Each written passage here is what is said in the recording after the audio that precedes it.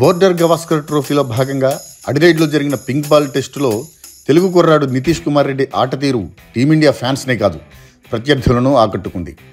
తొలి ఇన్నింగ్స్లో Mitchell Starc, రెండో ఇన్నింగ్స్లో ప్యాట్ కమిన్స్ నిప్పులు చెరిగిన ఈ డే నైట్ టెస్టులో టీమిండియా ఇన్నింగ్స్ ఓటమిని తప్పించుకుందంటే అది నితీష్ కుమార్ రెడ్డి బ్యాటింగ్ ప్రతిభ కారణంగానే. ఆసీ సిరీస్కు ఈ సన్ రైజర్స్ కుర్రాన్ని పరిశీలించినప్పుడు అది కేవలం ఓ ఆశావహ ఎంపిక మాత్రమే. కానీ తొలి 2 టెస్టులు ముగిసిన తర్వాత నితీష్ కుమార్ రెడ్డి టీమిండియా జట్టుకు ఓ చక్కని ప్రత్యామ్నాయం, భవిష్యత్తులో ఆధారపడదగిన ప్లేయర్, ఎదుగుతున్న పేస్ బౌలింగ్ ఆల్రౌండర్.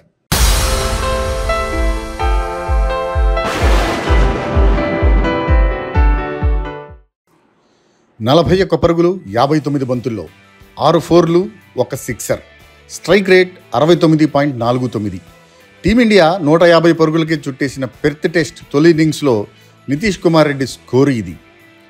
42 పరుగులు 54 బంతుల్లో 3 4లు 3 సిక్సర్లు, స్ట్రైక్ రేట్ 77.77. పింక్ బాల్ టెస్టులో 180 పరుగులకే రోహిత్ సేన ఆల్అవుట్ అయిన తొలి ఇన్నింగ్స్లో సన్ రైజర్స్ హైదరాబాద్ యోధుడి జోరు ఇది. 42 పరుగులు 47 బంతుల్లో 6 4లు 1 సిక్సర్, స్ట్రైక్ రేట్ 89.36. 175 పరుగులకే టీమిండియా ముగించిన డే నైట్ టెస్ట్ రెండో ఇన్నింగ్స్లో తెలుగు కుర్రాడి తెగువ ఇది.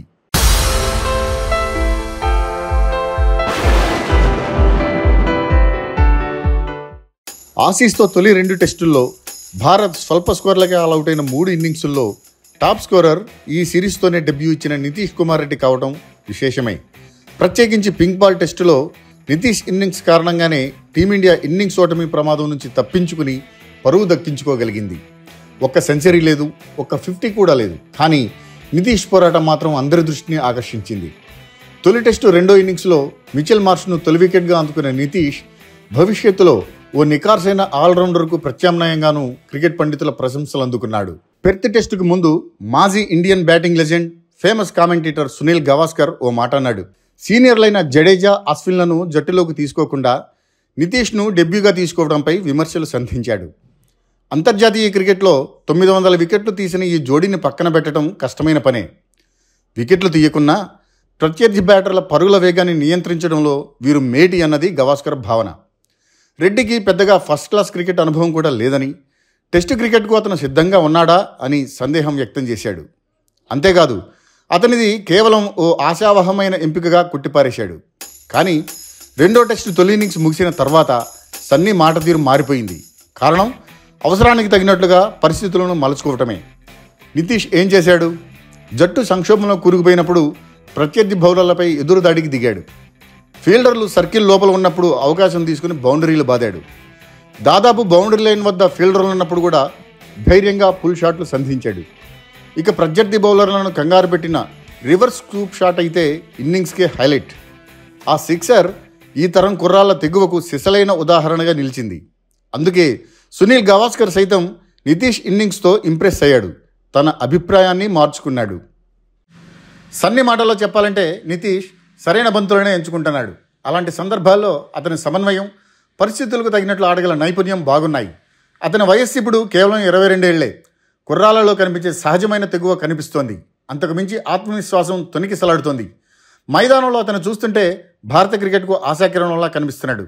తొలి టెస్టు విజయంలో యశస్వి జైస్వాల్ భారీ సెంచరీ, విరాట్ కోహ్లీ శతకం కీలక ఇన్నింగ్స్ అయితే, తొలి ఇన్నింగ్స్లో టీమిండియా 150 పరుగుల మార్కు అందుకోవడానికి, బుమ్రా ఎదురుదాడికి వీలైన స్కోరు అందించడానికి కారణం మాత్రం నితీషే. రెండో ఇన్నింగ్స్లోనూ దూకుడుగా ఆడి 38 పరుగులతో అజేయంగా నిలిచాడు. తొలి అంతర్జాతీయ టెస్టు వికెట్ను సాధించాడు. కేవలం 2 టెస్టుల అనుభవంతోనే దిగ్గజం లాంటి గవాస్కర్ అభిప్రాయాన్ని మార్చేలా చేశాడంటే ఈ కుర్రాడి భవిష్యత్తు ఉజ్వలంగా సాగబోతోందని విమర్శకులు సైతం అంటున్నారు. ఆడిన 4 ఇన్నింగ్స్ల్లో 7, 8వ స్థానాల్లో బ్యాటింగ్ చేసిన నితీష్ 3 సార్లు టాప్ స్కోరర్గా నిలిచాడు. యశస్వి జైస్వాల్ తర్వాత భారత్ తరఫున సెకండ్ టాప్ స్కోరర్ కూడా ఈ విశాఖ కుర్రాడే. యశస్వి ఓ సెంచరీతో 185 పరుగులు చేశాడు, 46.25 సగటుతో. నితీష్ 54.33 సగటుతో 163 పరుగులు చేశాడు. ఓవరాల్గా ఈ సిరీస్లో 2 జట్లలో అత్యధిక పరుగుల జాబితాలో 3వ స్థానంలో ఉన్నాడు నితీష్. ట్రావిస్ హెడ్ 240 పరుగులతో మొదటి స్థానంలో ఉన్నాడు. నితీష్ ప్రతిభా పాటవాలు అండర్ 16 దశలోనే వెలుగులోకి వచ్చాయి. 2017-18 సీజన్లో ఆంధ్ర తరఫున విజయ్ మర్చెంట్ ట్రోఫీలో టన్నుల కొద్దీ పరుగుల వర్షం కురిపించాడు నితీష్. కేవలం 8 ఇన్నింగ్స్లో 1237 పరుగులు చేశాడు. అది కళ్ళు చెదిరే 176 సగటుతో. తమిళనాడుపై ట్రిపుల్ సెంచరీతో తొలిసారి మెరిశాడు. ఆ తర్వాత కర్ణాటకపై సెంచరీతో నిలకడ సాధించాడు. నాగాలాండ్తో జరిగిన మ్యాచ్లో 345 బంతుల్లో 441 పరుగుల క్వార్టర్ఫుల్ సెంచరీ చేశాడు. హైదరాబాద్ పైన 190 పరుగుల భారీ సెంచరీ నమోదు చేశాడు. విజయ్ మర్చెంట్ టోర్నమెంట్ చరిత్రలో ఇప్పటికీ నాడు నితీష్ నెలకొల్పిన ఆ రికార్డు చెక్కు చెదరకుండా ఉంది. ఆ సందర్భంలోనే బెస్ట్ అండర్-16 క్రికెటర్గా బీసీసీఐ అవార్డు అందుకున్నాడు నితీష్. తర్వాత బౌలింగ్ నైపుణ్యాలను అందిపుచ్చుకొని సీనియర్ డొమెస్టిక్ క్రికెట్లో ఆంధ్రకు న్యూ బాల్ బౌలర్గా నిలిచాడు.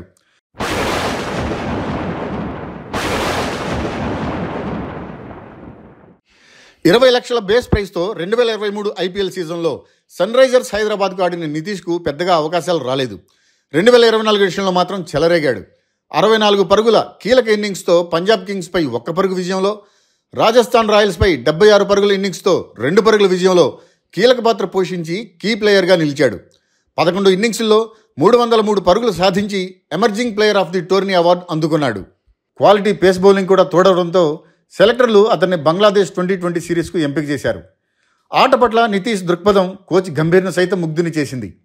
ఆసీస్ టూర్ మ్యాచ్ల్లో ఆట పట్ల అతని నిబద్ధత, పరిస్థితులకు తగినట్లుగా ఆట తీరు మార్చుకోగలిగే నేర్పు bowling coach Morne Morkel, standing captain బుమ్రాను సైతం ఆకట్టుకున్నాయి. ఆసీస్ కెప్టెన్ ప్యాట్ కమిన్స్ సైతం నితీష్ ఆట తీరును ప్రశంసించాడు. పరిస్థితులను అనుకూలంగా మలుచుకోగల బ్యాటర్గా పేర్కొన్నాడు. ప్రత్యేకించి అతనాడిన కొన్ని ర్యాంప్ షాట్లు, పుల్ షాట్లు, డ్రైవ్స్ను ప్రస్తావించాడు. రెండో టెస్టు ముగిసిన తర్వాత సునీల్ గవాస్కర్ భారత క్రికెట్కు లాయల్గా ఉండాల్సిందిగా నితీష్కు కీలక సూచనలు చేశాడు. తన హీరో విరాట్ కోహ్లీ నుంచి టెస్ట్ క్యాప్ అందుకున్న రెడ్డి ఇక్కడి వరకు వచ్చిన పరిస్థితులను దృష్టిలో పెట్టుకుని శ్రమించాల్సిందిగా కోరాడు. తండ్రి పడిన కష్టాన్ని, భారత క్రికెట్ చేసిన మంచికి గుర్తింపునిచ్చేలా ఆడాలన్నాడు. ప్రత్యేకించి దేన్ని తేలిగ్గా తీసుకోవద్దని చెప్పాడు. అతని మాటల్లో హితబోధ కన్నా భవిష్యత్తులో భారత క్రికెట్కు సుదీర్ఘకాలం సేవలందించగలిగే సత్తా ఉన్న నితీష్ ఏ కారణం వలనూ ఫామ్ కోల్పోకుండా ఉండాలన్న భావనే కనిపించింది. హార్దిక్ పాండ్యా మంచి ఫామ్లో ఉన్నప్పుడు టీమిండియా గొప్ప సమతౌల్యంతో ఉండేది. గాయాల కారణంగా అతను టెస్ట్ ఫార్మాట్ నుంచి విరమించుకోవడంతో బీసీసీఐ హార్దిక్ స్థానాన్ని ఎలా భర్తీ చేయాలో తెలియక గందరగోళంలో పడింది. ఎట్టకేలకు బోర్డు అన్వేషణ ఫలించింది నితీష్ కుమార్ రెడ్డి రూపంలో. నితీష్ ఆట తీరును విశ్లేషిస్తే అన్ని ఫార్మాట్లలోనూ ఆడగల ఆల్రౌండర్ దొరికినట్లే. నితీష్ను ఫినిషర్గా ఉపయోగించవచ్చు, మిడిల్ ఆర్డర్ బ్యాటర్గా పంపవచ్చు, లోయర్ ఆర్డర్లోనూ ఆడించవచ్చు. అతను ఇన్నింగ్స్ను నిర్మించగలడు, స్కోర్ బోర్డును పరుగులు పెట్టించగలడు, క్రికెట్ పుస్తకాల్లో కనిపించే అన్ని రకాల షాట్లు సంధించగలడు, బౌలింగ్ కోటాను భర్తీ చేయగల మీడియం పేసర్, అన్నింటికీ మించి కళ్ళు చెదిరే ఫీల్డింగ్, అదనపు బలం.